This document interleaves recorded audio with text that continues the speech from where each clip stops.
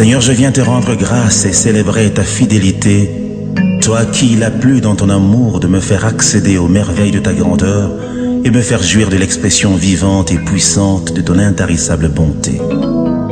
Tu la renouvelles pour moi à chaque fois que le soleil se lève, car tous mes instants vécus sont un vrai bonheur que ton amour témoigne.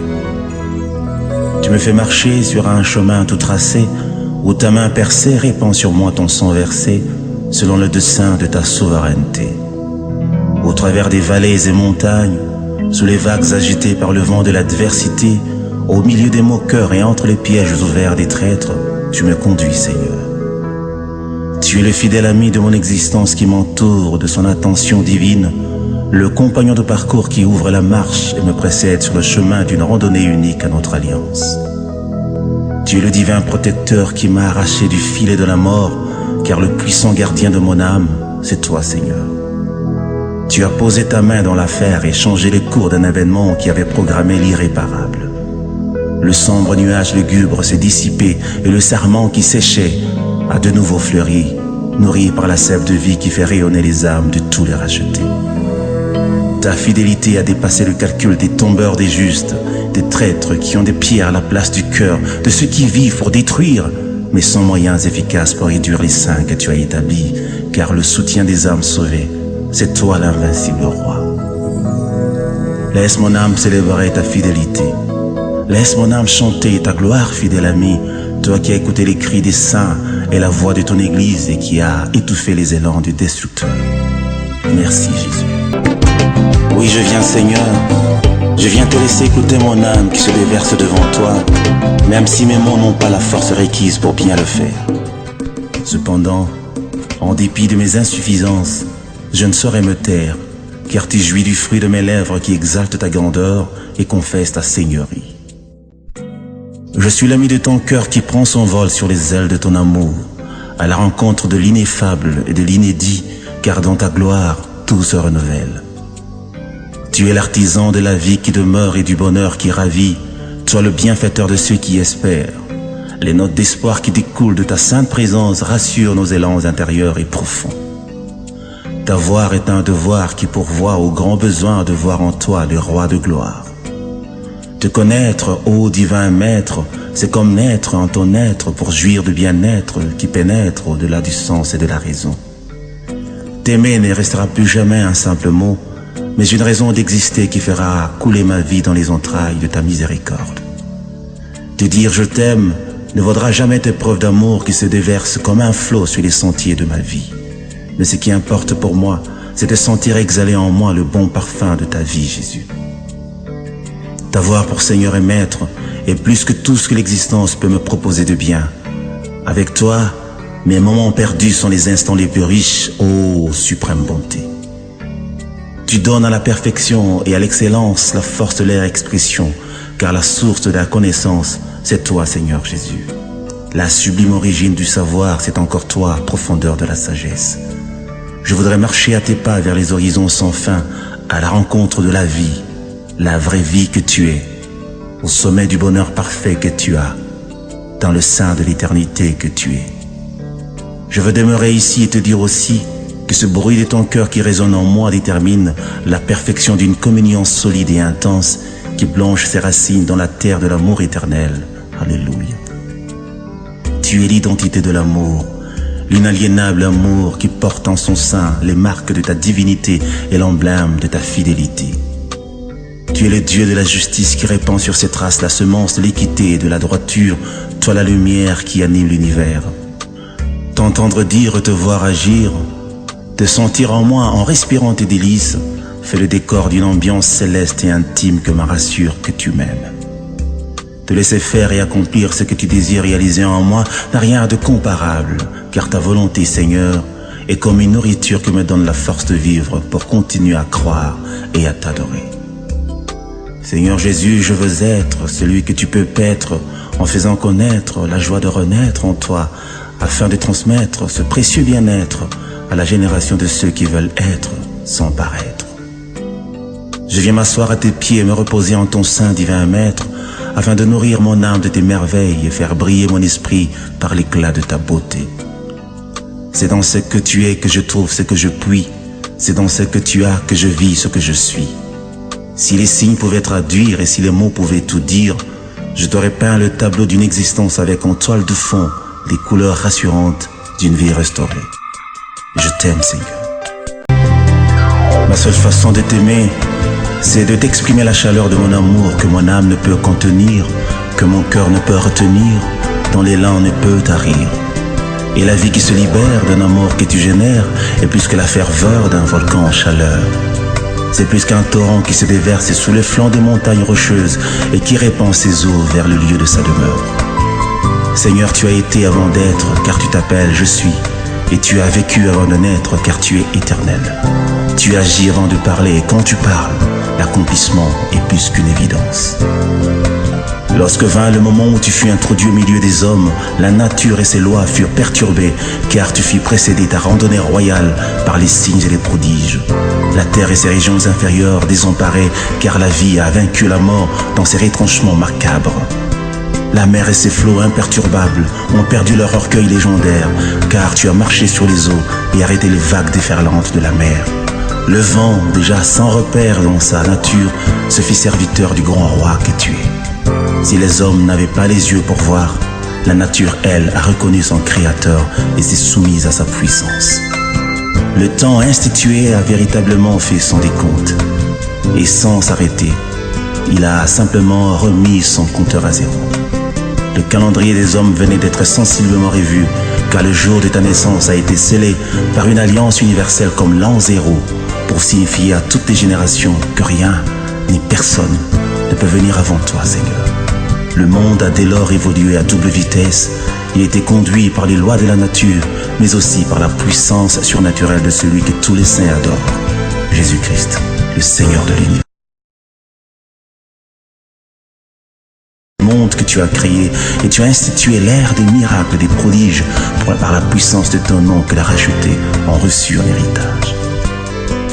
Ô vainqueur de Golgotha, tu as donné ta vie car personne n'avait le pouvoir de te l'arracher. Tu t'es humilié devant ceux que tu as créés. Tu mourais pour ceux qui te maltraitaient, mais que tu aimais de l'amour de Dieu.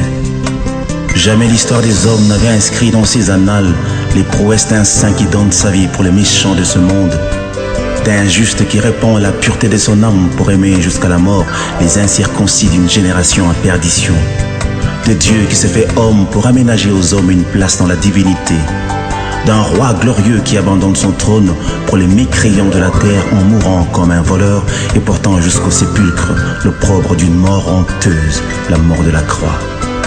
Aucune logique, même pas celle de la loi, ne pouvait admettre la réponse du mal par le bien, ou l'amour envers ses ennemis, ou le pardon devant l'offense, ou encore le calme devant la torture.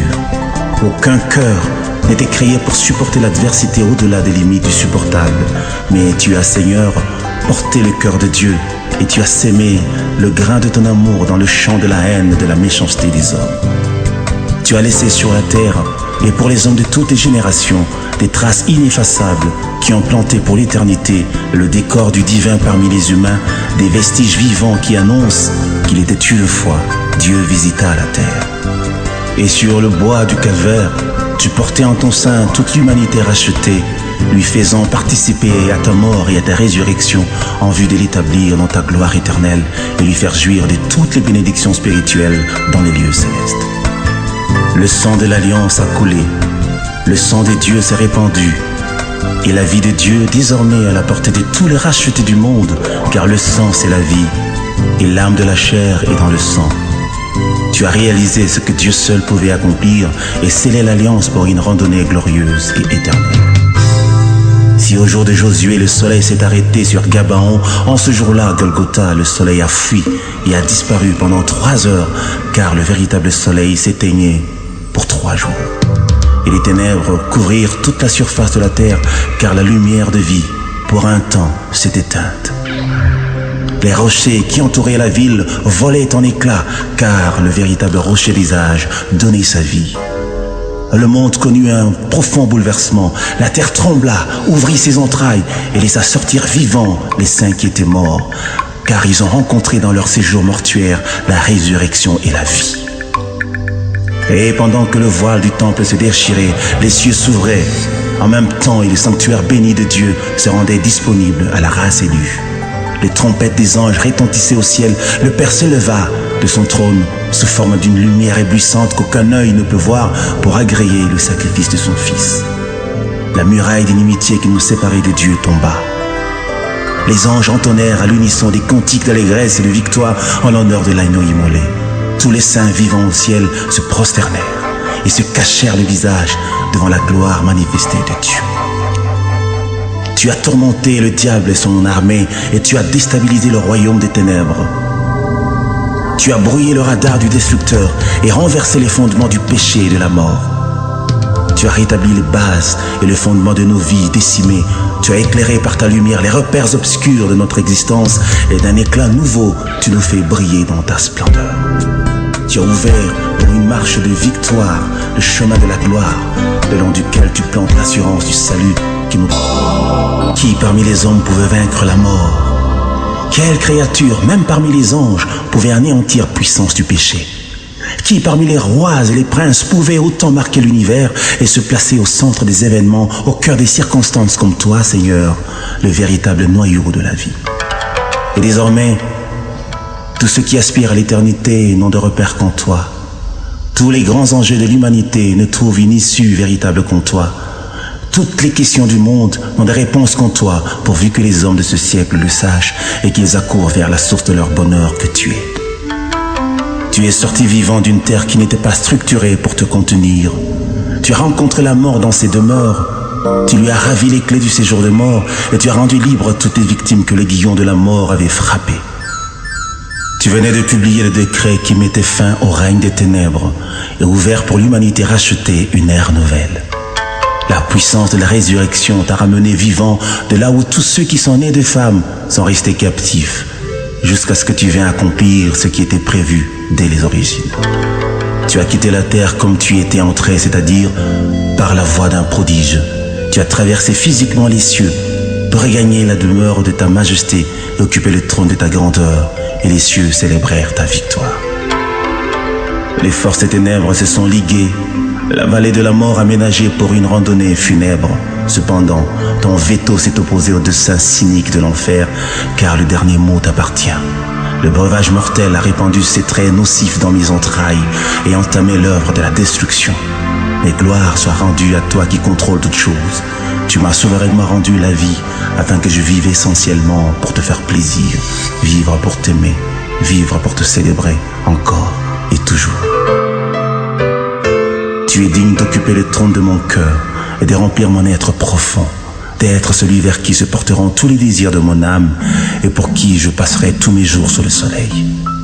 Il y a des mots que je ne peux dire qu'à toi et ceux que je ne peux entendre que de toi.